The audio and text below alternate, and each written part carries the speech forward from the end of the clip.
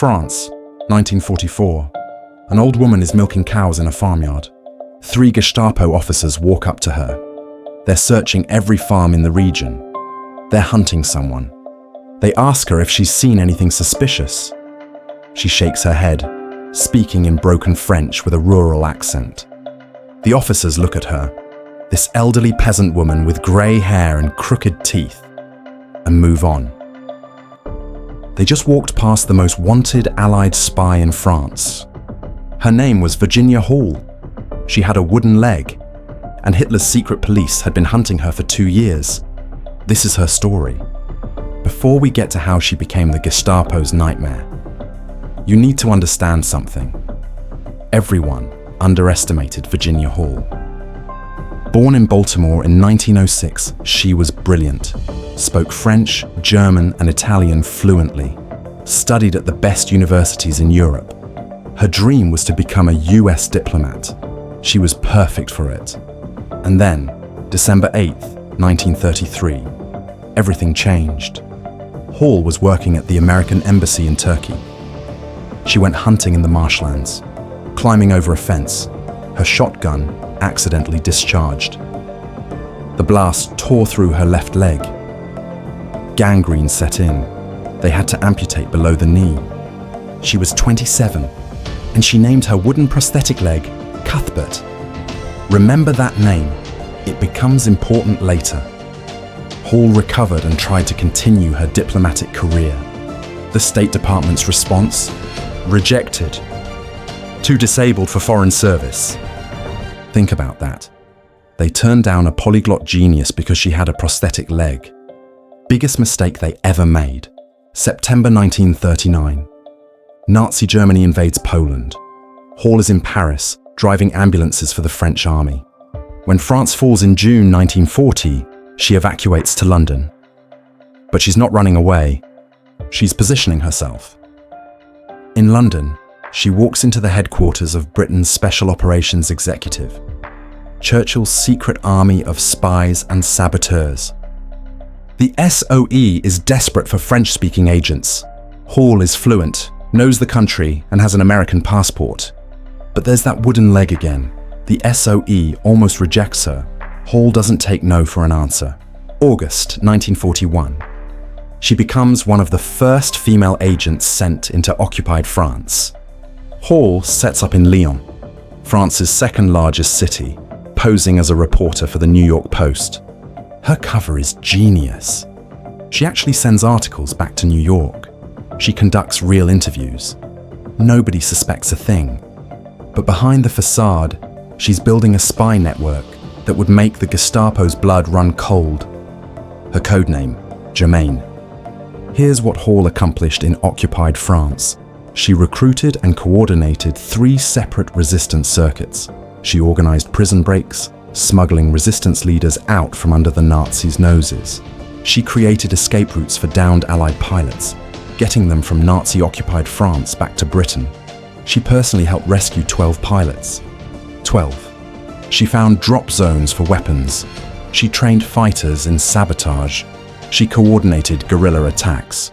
All while walking the streets of occupied France on a wooden leg. The average life expectancy of an SOE agent in France? 6 months. Hall operated for over 2 years. By late 1942, the Gestapo knows someone is orchestrating resistance activities in Lyon. They don't have her name. They don't have a photo. But they have one detail.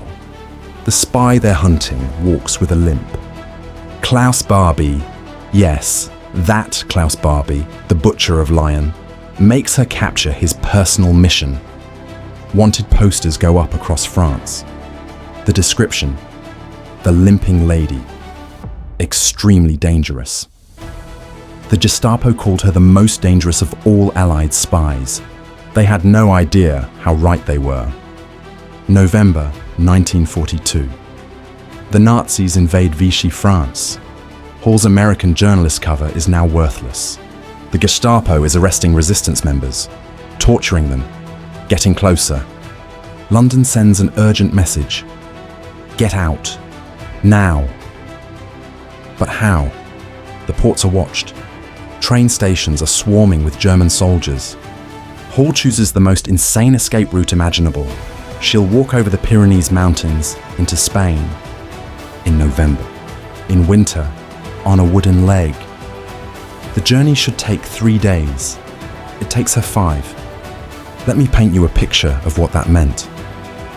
The Pyrenees in winter are brutal. Snow-covered rocks, ice everywhere, temperatures well below freezing. Every step, Cuthbert, her prosthetic, is rubbing her stump raw. The socket wasn't designed for mountain climbing. The pain is excruciating. Frostbite threatens. Exhaustion sets in. But stopping means getting caught. And getting caught means torture and execution. During the crossing, Hall sends a message to London via her guide. Cuthbert is being tiresome, but I can cope. Her handler in London doesn't know Cuthbert is her prosthetic leg. He responds, if Cuthbert is tiresome, have him eliminated. Hall makes it to Spain, then to England. Most people would call it quits. Take the win, stay safe. Hall immediately volunteers to go back. Hall is too famous now. The Gestapo knows her face. They've memorized her limp. They've been hunting her for years. The SOE won't send her back. Too risky. So she transfers to America's OSS, the predecessor to the CIA, and convinces them to send her to France. But this time, she needs to completely disappear. Hall transforms herself into an elderly French peasant woman. She dyes her hair grey. She files down her teeth to look older. She wears layers of shapeless clothing. Most crucially, she learns to completely change how she walks. Instead of her distinctive limp, she shuffles like an arthritic grandmother. March 1944. Virginia Hall, the Gestapo's most wanted spy, returns to France. She walks right past German checkpoints. Nobody looks twice. Hall sets up in rural central France, posing as a poor milkmaid. By day, she tends cows and goats. By night, she's coordinating massive resistance operations in preparation for D-Day. She organizes weapons drops. She trains guerrilla fighters. She identifies German positions and supply lines. Then June 6, 1944 arrives, D-Day. While Allied forces storm Normandy, Hall's resistance network springs into action across central France. They blow up bridges, cut telephone lines, ambush German reinforcements trying to reach the invasion beaches. One report estimated her operations killed or captured over 150 German soldiers and destroyed multiple freight trains. All orchestrated by a woman the Germans thought was just a poor farmer. The Gestapo never stopped hunting the limping lady. They searched farms, questioned locals. They were always close. And yes, there were multiple times when German soldiers walked right past her. They saw an old peasant woman, grey hair, crooked teeth, shuffling gait, milking cows. They never realized they were looking at their most wanted target. Klaus Barbie, the Butcher of Lyon, would spend the rest of his life never knowing how close he came. As Allied forces liberate France in late 1944, Hall continues working, coordinating with advancing troops, providing intelligence, securing liberated zones. September 1944. Mission complete. She returns to America. President Truman wants to award her the Distinguished Service Cross, America's second highest military honor, in a public ceremony. Hall refuses. She'd spent the war in shadows. She wanted to stay there. She became the only civilian woman in World War II to receive the DSC. The medal was presented to her in a quiet office. No cameras, no press. After the war, Hall joins the newly formed CIA. Finally, America's intelligence service wants her. She becomes one of the first women in the operations division. And then, they put her behind a desk. The woman who terrorized the Gestapo, who built spy networks, who coordinated guerrilla warfare, who walked over mountains on a wooden leg. The CIA assigned her to analyze reports. The 1950s CIA was bureaucratic, male-dominated. They didn't know what to do with a woman who'd proven herself more capable than most of their male agents. She never saw field work again. Hall stayed until her retirement in 1966. She died in 1982 at age 76. For decades, her story was classified, almost forgotten. Here's what gets me about Virginia Hall's story. The State Department rejected her because of her disability. The SOE almost rejected her. The CIA eventually sidelined her. Every institution underestimated her. And she became one of the most effective Allied spies of World War II. Anyway, she walked over mountains on a wooden leg. She built networks under the Gestapo's nose.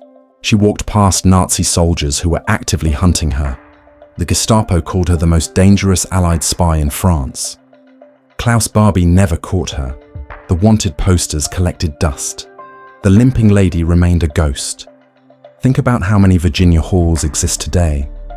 How many brilliant, capable people get rejected because someone decided they don't fit the mold. Hall proved that the most dangerous weapon isn't physical capability, it's determination, intelligence, adaptability. It's refusing to accept other people's limitations on what you can achieve. The institutions that rejected her were wrong. The bureaucrats who underestimated her were wrong. The Nazis who hunted her never understood what they were up against. Virginia Hall wasn't just a spy. She was proof that underestimating someone is the deadliest mistake you can make. If this story blew your mind like it did mine, hit subscribe. Next week, we're diving into another spy who defied all odds, and their story is just as unbelievable. Drop a comment and tell me, what other untold stories from history should I cover? Thanks for watching.